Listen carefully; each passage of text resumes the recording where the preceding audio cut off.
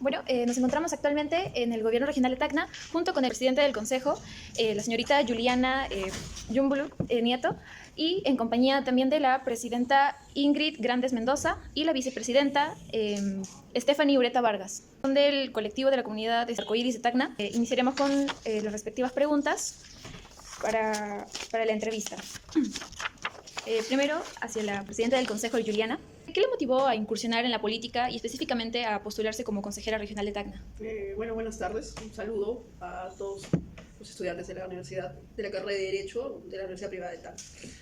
Bueno, yo creo que el amor para mi región me ha impulsado a querer ser política, ¿no? Ser joven, mujer, ser de la comunidad LGBT es difícil y es mucho más difícil encontrar a personas que quieran luchar por los derechos de nuestra comunidad. Ser consejera regional ha sido una oportunidad que se me ha dado después de muchas luchas que he tenido sociales, no solamente para la comunidad LGBT, sino también para mi distrito y distrito alto de la Alianza, para también el sector de las mujeres, de los comedores populares, el vaso de leche.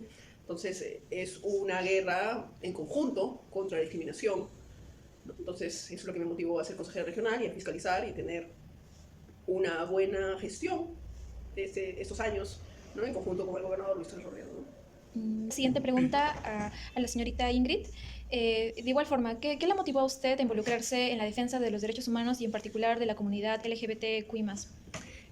Para mí fue un proceso que inicia en realidad las decisiones de las experiencias vividas en mi etapa escolar, en mi adolescencia, donde sufrí discriminación bastante, sentí con mucho pesar justamente esta cultura machista y homofóbica que vivimos, y ya cuando estaba iniciando la universidad, en realidad, saliendo del colegio, conocí a personas que se dedicaban a la lucha feminista y sin duda eso me impulsó a poder relacionar lo que yo misma había vivido y lo que entendiendo que estaban viviendo en ese momento muchos adolescentes, niñas, niñeces y personas LGTB en Tacna. Entonces inicié así mi activismo LGTB y enfocándome principalmente en la defensa de los derechos de mi comunidad y también de las mujeres, ¿no? Con ese impulso porque está concadenado, el machismo y la homofobia son parte de lo mismo. Entonces eso me impulsó, creo, las vivencias personales propias que hacen que finalmente yo me involucre en esta problemática para aportar mi granito de arena.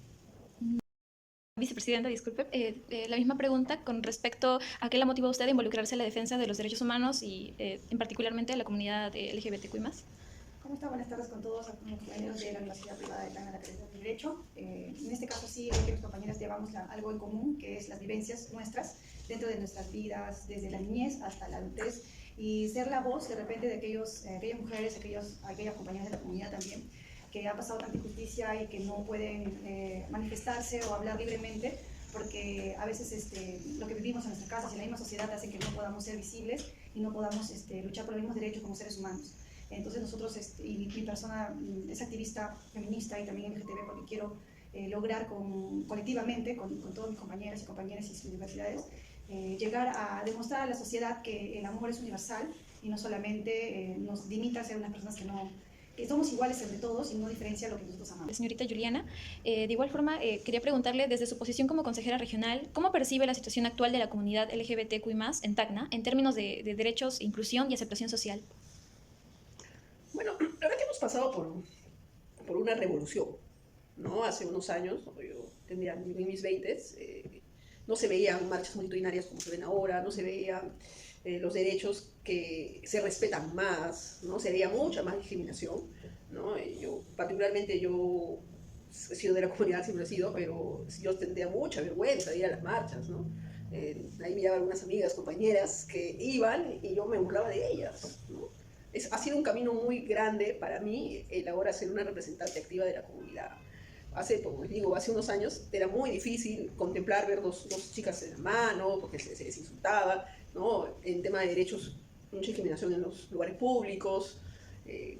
Ahora las cosas han cambiado mucho gracias al trabajo que ha venido haciendo, no la consejera, como yo siempre digo, sino las comunidades, ¿no? La comunidad Arcoíris, últimamente también la Briaris, ¿no? La Brigada Arcoíris, que han estado bregando y luchando por los derechos de la comunidad y de las minorías. La comunidad es muy grande, ¿no?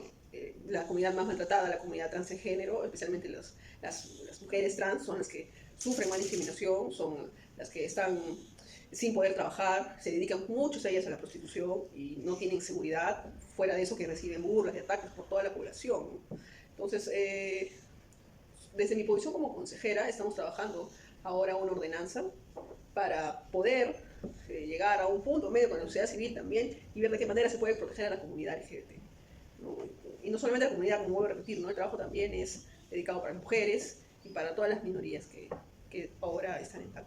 Que ha cambiado mucho, vuelvo a repetir, ahora hay mucha libertad, no es como antes, pero también es gracias al trabajo articulado de las personas y los activistas. Señorita Ingrid, la siguiente pregunta es sobre cómo describiría la situación actual de la comunidad LGBTQI+ en Tacna en términos de derecho, inclusión y aceptación social. Bueno, en realidad, efectivamente, ha sido un cambio en la región de Tacna, propiamente hablando, porque puede decir que no pasa lo mismo en otras regiones. Por ejemplo, Puno es una región que todavía le falta muchísimo para estar, por ejemplo, en un momento histórico como lo estamos ahorita en Tacna. No solamente porque tengo a mi lado a la presidenta del Consejo Regional, que es abiertamente lesbiana, parte de la comunidad, activista, que ya de por sí ese mensaje lo dice todo de cómo estamos en Tacna o de qué momento actual estamos atravesando, que esperemos que no cambie, porque esto puede cambiar y bueno, aquí estaremos los activistas para no permitir que cambie estos pasos adelantados que estamos dando a comparación de otras regiones, siendo una región tan pequeña como Tacna, pero también con el impulso de vivir en una zona fronteriza donde tenemos mucho que aprender de los avances que tienen años luz el vecino país de Chile, ¿no? Entonces, es cierto también, como lo dijo el presidente del Consejo, como lo dijo Juliana, sí es cierto, antes de Comunidad Arcoíris, que es mi colectivo que tenemos, existió el movimiento lésbico bisexual de Tacna. Antes de eso existió la Agrupación por la Diversidad Sexual de Tacna, que hace más de 10 años lograron la primera ordenanza LGTBIQ+, que nos mencionaba, que le decía acá a la sociedad tacneña de que existimos y de que tienen que respetar nuestros derechos, porque en ese momento lo que se necesitaba era eso. Así que agradecemos ese impulso de quienes nos antecedieron en esta lucha, porque así como lo dijo Juliana, hubo un momento en que las marchas del orgullo, la primera marcha del orgullo tuvo 15 personas y la discriminación, esto es algo histórico que lo cuento siempre, y la discriminación fue tanto ese año que al año siguiente fueron menos personas. Hoy en día nuestras marchas tienen 6.000, hemos llegado a 8.000 personas visibles, en su mayoría jóvenes, que muestran con mucho orgullo la libertad de ser quienes son, y eso para nosotros es un gran avance, pero eso es en el terreno de la sociedad civil. Pero sin embargo en Tacna hay que mencionar que estamos teniendo logros también bastante para mí importantes. Para la vicepresidenta, ¿qué mensaje le daría a la sociedad tacneña sobre la importancia del respeto a la diversidad y la inclusión? El mensaje que seguir como mi persona, también como colectivas y toda esta lucha que viene pues visibilizándose de muchos años atrás y fortaleciéndonos y gritándonos, es tenernos el respeto a nosotros como seres humanos, como personas, que también somos sociedad civil, también votamos, también pagamos los impuestos, también sabemos querer, tenemos familias. Y no, el tema de la discriminación es algo que nos hiere mucho sentimentalmente a todo ser humano. Y la comunidad LGTB+, y sobre todo la comunidad trans, que son los que se afectan mucho más porque la discriminación lo viven día a día.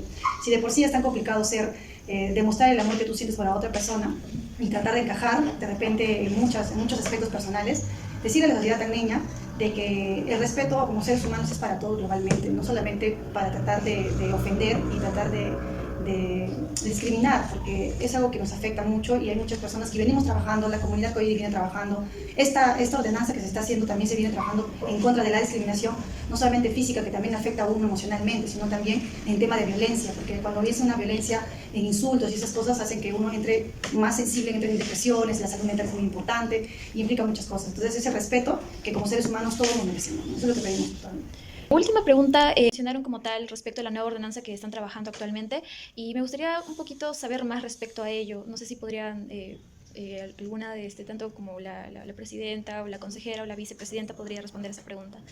Bueno, te voy a hacer estoy explicando más a fondo sobre la ordenanza. Claro. La ordenanza regional, como lo digo, en su momento hemos tenido una ordenanza regional que declaraba de interés en el año 2010 la protección, la no discriminación por orientación sexual e identidad de género. En el momento en que, después de tantos años, tratamos nosotros de hacer que se cumpla y se implemente esta ordenanza, que recién en la actual gestión se ha logrado eso, nos dimos cuenta que al ya existir instituciones, como lo dije hace un momento, que tienen dentro de sus funciones trabajar esta problemática, y al existir sociedad civil organizada como nosotros, que nosotros también está la multisectorial de mujeres, a quien saludamos, que siempre está apoyando a las mujeres trans también en casos de violencia. Existimos sociedad civil que quiere trabajar, existen instituciones que tienen que trabajar, ¿no? Y entonces nos dimos cuenta que falta una normativa regional que formalice esta mesa de trabajo. Porque una mesa de trabajo donde podemos sentarnos y agruparnos, en realidad todo queda en nada, todo queda en papel y todo puede quedar hasta en la foto. Pero dejar una ordenanza regional como la que se está gestando actualmente con la autoría y con el liderazgo de la presidenta del Consejo es para nosotros dejar un documento que, si bien Juliana ya no estará y quizás nosotros ya no estaremos, pero así como nosotros desde el año 2010 rescatamos esa ordenanza y la utilizamos a nuestro favor ahora en esta actual coyuntura, esta ordenanza regional va a poder formalizar una mesa de trabajo donde los integrantes de esta mesa de trabajo para la promoción y defensa de los derechos de las personas LGTB van a estar con nombre y apellido, tal o cual institución que pertenece. Por ejemplo, las principales instituciones: Poder Judicial, Ministerio de Justicia, Ministerio de la Mujer, Gobierno Regional de Tacna con su Gerencia de Desarrollo e Inclusión Social, Defensoría del Pueblo y distintas instituciones que justamente están involucradas en esta problemática. Entonces, es una ordenanza regional de creación de esta mesa de trabajo formal, donde indica quiénes son los actores que tienen que integrar esta mesa de trabajo, que se tiene que articular con planes de trabajo anuales, como cualquier otra problemática: niñez, adulto mayor, discapacidad, comunidades campesinas. Pues también existe la problemática de discriminación por orientación sexual e identidad de género. Entonces, esta mesa de trabajo y esta ordenanza regional formaliza esta mesa de trabajo en un documento formal regional que establece nuevamente una política de defensa de derechos humanos. Y además también esta ordenanza regional tiene una particularidad que actualiza muchos términos que ya están contemplados en muchas normativas, dándole su significado conceptual, que ya existe también en algunas directrices del Ministerio de la Mujer que existen. Entonces actualiza también en una ordenanza regional esta unificación de criterios, ¿no? De qué significa LGTB, qué significa actualmente población vulnerable, etcétera, definiciones. Entonces, dos componentes bien importantes, porque es una normativa regional que va a quedar no solamente para nosotros, sino también para ustedes, por ejemplo, estudiantes o futuros profesionales, para que los puedan usar en algún momento, esta ordenanza regional que obviamente tiene las bases de todas las políticas nacionales que existan actualmente y vigentes, que lo que tenemos que hacer todas las instituciones es respetarlas, ¿no? Pero esta ordenanza regional, creo que estas son sus características más importantes.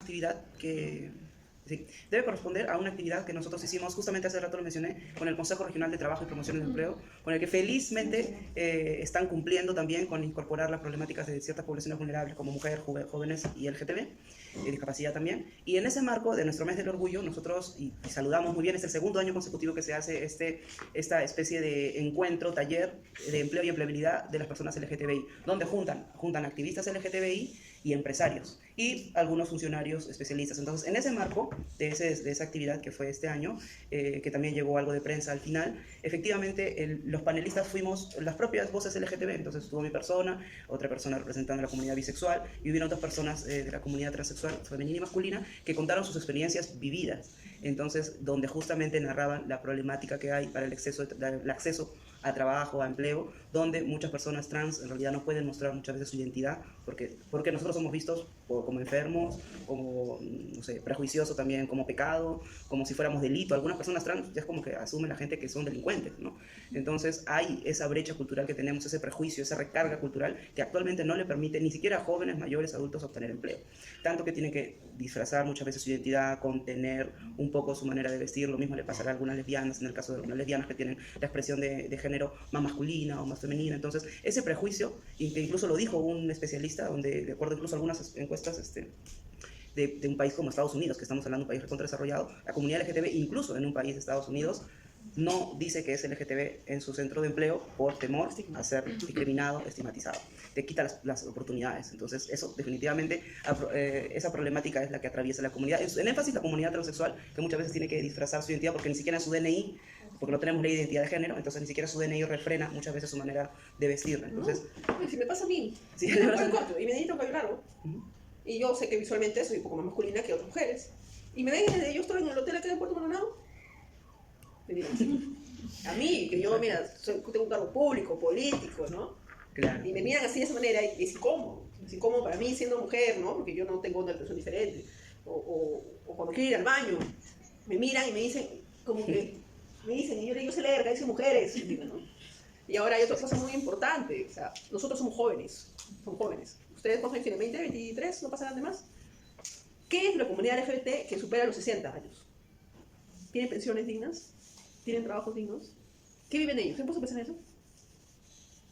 Si tú como joven tienes una profesión, no encuentras trabajo fácilmente porque es difícil para la persona de la comunidad, imagínate personas adultas, ya ancianas, que deben estar descansando, teniendo una pensión digna. Que nunca han tenido un empleo formal. Eso, que nunca han tenido un empleo formal.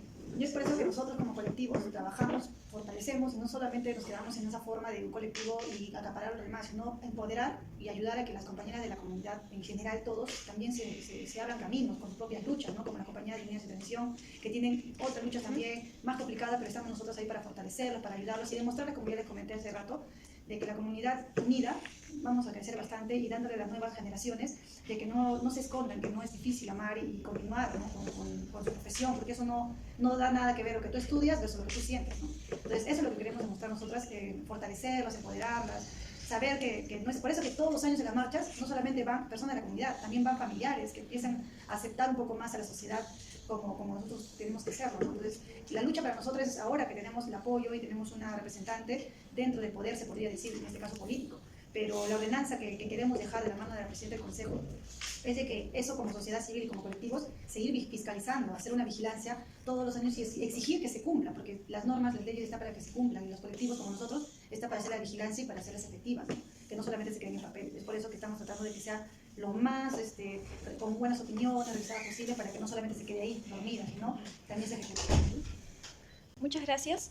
Y como última pregunta para la consejera regional, de igual forma, ¿qué mensaje le daría a la juventud LGBTQI+, Tacna, que quizás aún enfrenta miedo o discriminación? Mensaje. Respetemos, amemos y cuidemos. Cuidemos a nosotros mismos, cuidemos a nosotros. Es lo que le diría a todos los seres humanos. No voy a decir que el que es de la comunidad LGBT es mejor, mayor, peor, o todos somos iguales en este mundo. Y lo que dice Dios, lo que profesamos nosotros también como activistas, es querer, respetar y ser empáticos. Nada más. Muchísimas gracias a todos ustedes por aceptar nuestra entrevista, de verdad. Muchas gracias. Saludos a la universidad.